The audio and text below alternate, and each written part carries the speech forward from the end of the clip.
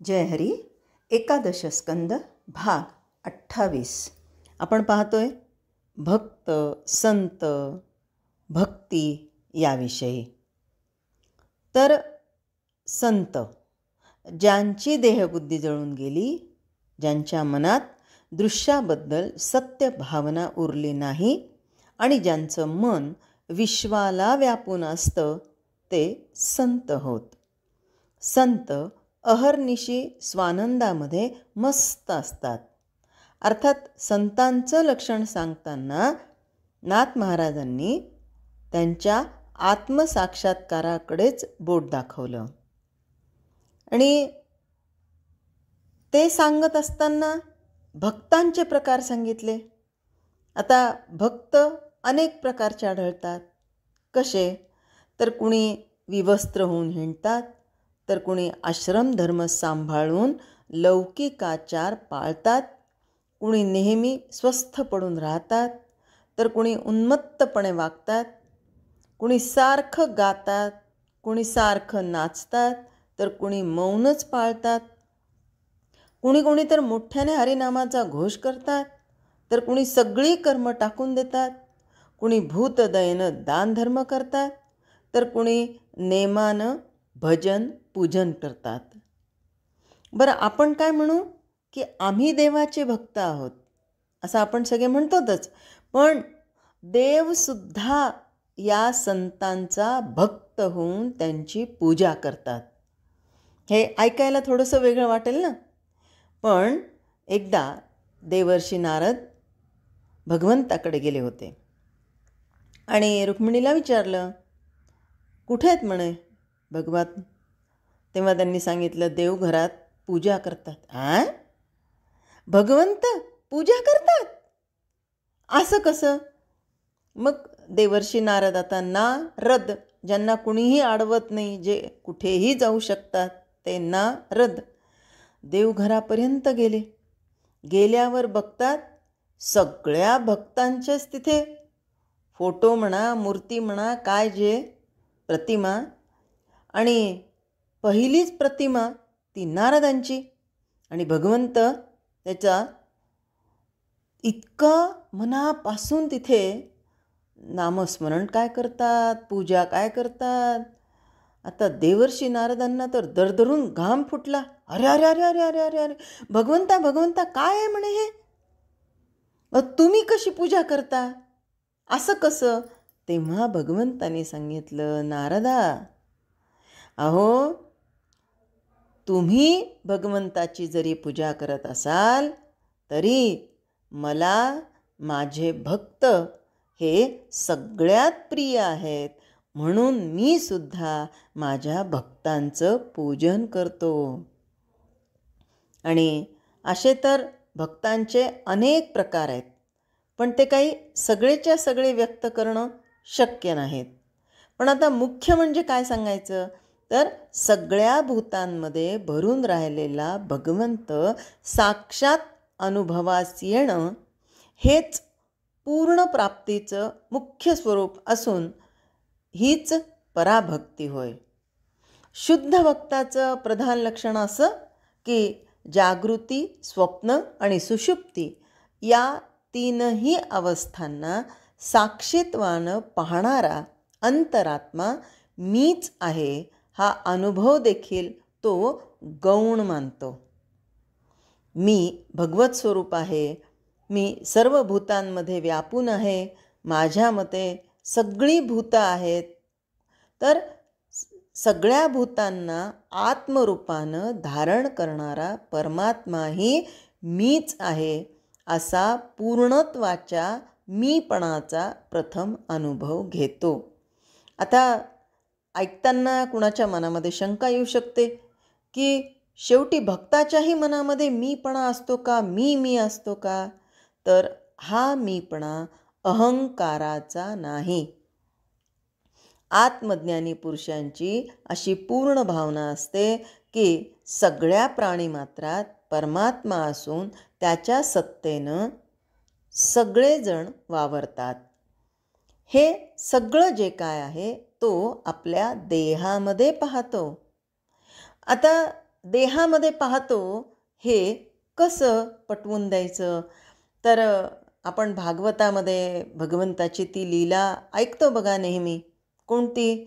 तर सगळेजण खेळत होते, बलराम, श्रीकृष्ण, इतर सवंगडी.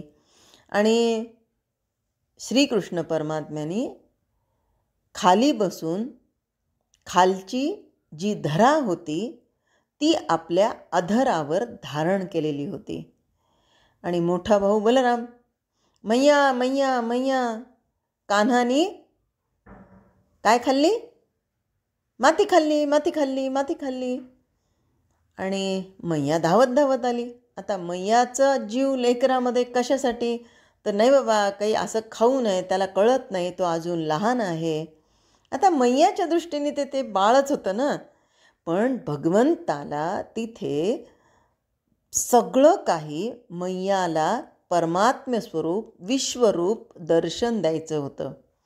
परमात्म्याने अर्जुनालाही विश्वरूप दर्शन दिलं आणि मैयालाही दिलं. पण आता काय केलं?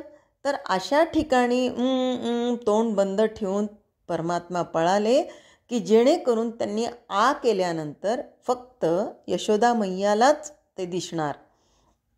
आणि मग मैया रागवली म्हणून मग आ केला. आणि आ केल्यानंतर यशोदा मैया आश्चर्याने बघत होती, कारण भगवंताच्या मुखामध्ये पंचमहाभूत आणि संपूर्ण विश्व त्यामध्ये व्यापून राहिलेलं होतं. आकाश, चंद्र, तारे, नक्षत्र, ग्रह, डोंगर, पर्वत, नदी, सगळं सगळं काही. एवढंच नाही तर संपूर्ण गोकुळ दिसत होतं. आणि गोकुळ दिसता दिसता त्यामध्ये साक्षात परब्रह्म परमात्मा आणि त्याच्यासमोर असणारी मी म्हणजे यशोदा मैया ही सुद्धा तिला दिसत होती. आणि तिला कळेच ना हे नेमकं काय होतंय ते. आणि असा हा परमात्मा सगळ्या प्राणीमात्रात असून त्याच्या सत्तेनं सगळीकडे तो वावरतो. आणि हे सगळं काही जो खरा भक्त आहे तो आपल्या देहामध्ये पाहतो. नंतर पूर्णत्वाच्या मीपणाचा लोप होऊन तो परमात्म्य स्वरूप बनतो.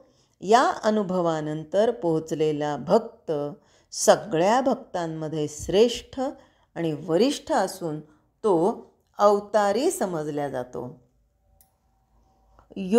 आणि कसं होतं माहिती आहे का?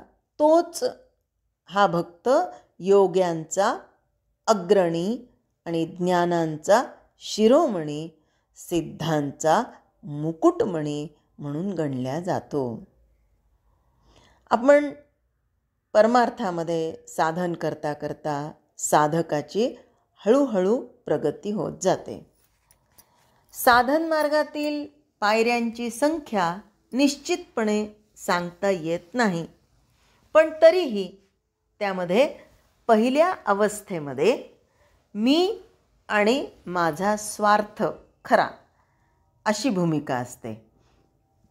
भक्त केवळ जडदृष्टीनं भगवंताकडे पाहतो म्हणजे देवाकडे पाहतो. दुसऱ्या अवस्थेत मी आणि देव दोघंही खरं असून माझं प्रेम भगवंतावर आहे अशी भक्ताची भूमिका असते. आणि तिसऱ्या अवस्थेमध्ये मी नाहीच, देवच तेवढा खरा आणि त्याचं साम्राज्य सगळीकडे पसरलेलं आहे अशी भूमिका असते. हा उत्तम भक्त होय.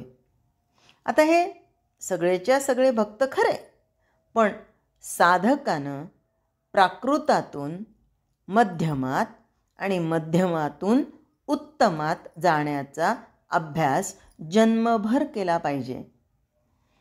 आता भक्तांचे 3 प्रकार इथे आपण बोलल्याप्रमाणे प्रत्येकाची भजन पद्धती त्याच्या त्याच्या अधिकारावर अवलंबून असते.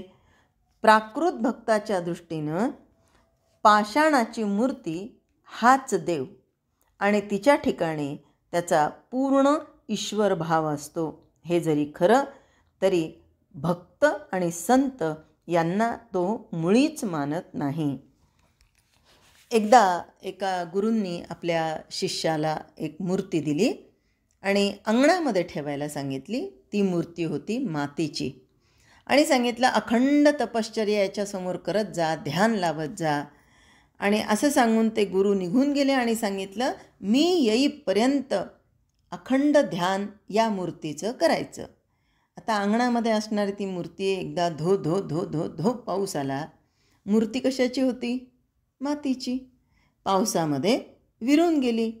आणि आता हा भक्त विचार करतो, आता गुरुदेव आले आणि त्यांनी जर विचारलं ती मूर्ती कुठे आहे, तर मी कसं सांगू? भीती वाटायला लागली. आणि योगायोगाने गुरुदेव आले. म्हणाला, गुरुजी, माझ्याकडून खूप मोठा प्रमाद घडला, खूप मोठा अपराध घडला. मी तुमचा योग्य शिष्य नाही आहे, मी काहीच करू शकलो नाही, खूप मोठी चूक झाली. गुरूंनी विचारलं, झालं काय? अहो म्हणे, तुम्ही दिलेली मूर्ती ती पावसाच्या पाण्यात विरून गेली. त्यावेळेस त्याच्या गुरुदेवांनी जे सांगितलं ते आपल्यासाठी महत्त्वाचं आहे, की गुरुदेव म्हणाले, जे जायचं ते गेलं, पण अखंड ध्यान करताना अंतरात्म्यामध्ये जे राहिलं त्याचं सातत्याने चिंतन कर. ते अविनाशी तत्व कधीही लोप पावत नाही, तर ते तुझ्या आतच आहे. आणि आम्हाला सुद्धा सगळ्या ग्रंथांमधून एकच शिकायचं आहे, की माझ्या अंतरात्म्यामध्येच भगवंत आहे आणि मीच भगवंत स्वरूप आहे.